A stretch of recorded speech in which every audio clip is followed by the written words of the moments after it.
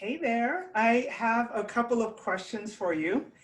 How many of you all have trouble following up effectively after you've gone to an event?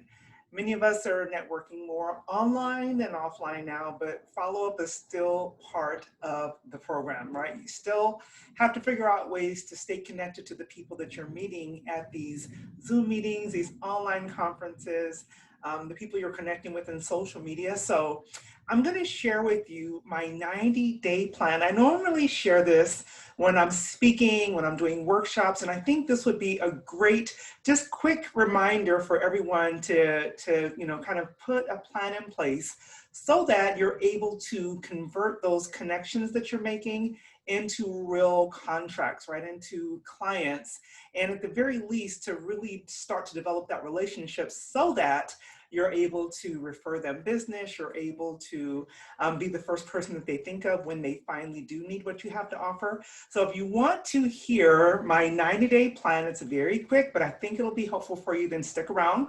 My name is Tish Times. I am a networking and sales expert. I absolutely adore teaching people how to sell more effectively, how to network intentionally, and how to follow up flawlessly so that you're able to make more money, have better connections, and approach all of this with more confidence. So real quick, think about this. And if you want to grab a pen and piece of paper, then by all means do so. If not, just listen to it again and figure out how you can implement this into your calendar. The first and foremost thing that I would say is whenever you're going to attend an event, when you schedule that event, put your follow-up time in your calendar at the same time. So if I'm going to attend an event on this upcoming Wednesday, then I'm going to automatically schedule a 2-hour block just for follow-up on that Thursday. I might also put in another, maybe 1 week, another follow-up block just for that event because I know I'm not going to get everybody that first time. So within the first 24 hours, that's your first one, that's your first time block. Within the first 24 hours, you want to get in front of as many of those people that you had connections with quickly. So the idea is to make sure that you follow up within 24, no more than 48 hours after you've made a connection. Now, are you going to call every single person that you met? Absolutely not. But the people that you had a deeper connection with, that you felt like, hey, this person might be a great new person for my network. I might have someone they need to meet, or I really believe that I can help this person. And those are the people that you're going to want to make sure that you reach out to within the first 24 to 48 hours. Really quick note. Follow-up in my mind does not start until you make a face-to-face or voice-to-voice connection. So the email is great, but it's not your follow-up. It's just a part of the process.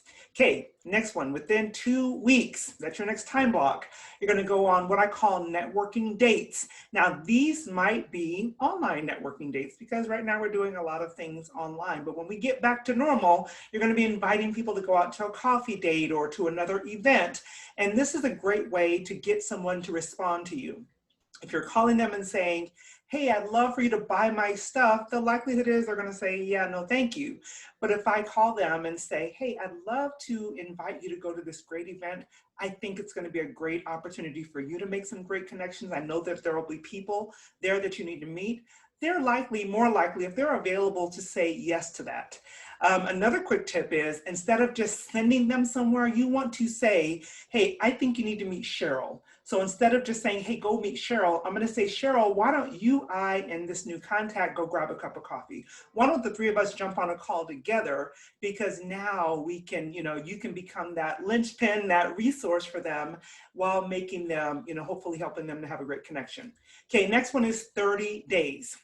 Within 30 days, if you have not been able to make that connection, then you want to reach out and say, hey, Bill, I'd love to find out some of the new places you found to network, because again, you're not calling with an ask, you're calling to make a connection, and more than likely people want to be helpful. So if they can tell you, hey, I found this new online group, or I went to this chamber event and it was really helpful, or I'm going to be going to this new place, you want to come with me, or you want me to put you on the list, then it gives you the opportunity, number one, to find a new place to network, but number two, to help them feel helpful, and that kind of helps to build more of that connection that you're trying to establish with that person. Okay, your next one is 60 days. 60 days, you're going to make introductions for dormant leads. That means I'm going to pick up the phone and say, hey, Mary, I'd love to connect you with Bill. He made mention of having a need for what you have to offer. Can I make that connection for you? And once again, I don't necessarily set them free because many times they don't connect.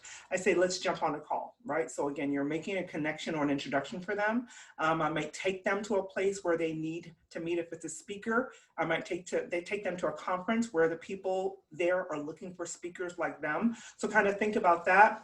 Okay, the last one is 90 days. Now listen, these are things I normally share with audiences when I'm speaking, and they normally find it really valuable. I hope that you will find it valuable, but it'll only be valuable if you put it into action. So within 90 days, this is your last time block, you're gonna do what I call strategic reconnection calls. And the strategic reconnection call goes like this. You have all these cards, many of us do, that we've not connected with. You got 4 months of cards, you got 6 months, you got a year's worth of people that are in a box, bag, purse, drawer, something that you've not connected with. You're gonna call all of those people. And I normally do it over the course of a week, or maybe we'll do it quarterly. And you're calling and saying, hey, you know, Jane, it's been a while. I'm just reaching out to all the people I connected with this week or this year. You're on my list. Why don't we just catch up? Tell me what's going on in your business. How might I be of assistance to you? Is there anyone that might be in my network that you'd like to meet? So you're calling once again to reconnect with an offer, and you're not asking for anything. And by, you know, for no reason should you start to call with, I'm so sorry I didn't call you. Just call to connect. Even if they hang up with on you, so what? They weren't in your network as it stands, right? You're not going to lose anything. But what if out of 50 calls that you make, 2 of them say yes, and now you've converted 2 new people as clients, and it's a great way to reconnect with people that you've not talked to in a while. So once again, I hope that you're able to implement, that's the key word, implement the things that I've just given you. These strategies work if you just do them. If you have questions, or if you're like, okay, I want to do this, but, or I have questions about how to do it, just drop me a note here in the comments, or send me an inbox. You can send me a personal message. I'd be happy to schedule some time to chat with you. Once again, I am Tish Times, and wanted to give you a couple of tips to be able to turn those connections into potential clients for your business. See you next time.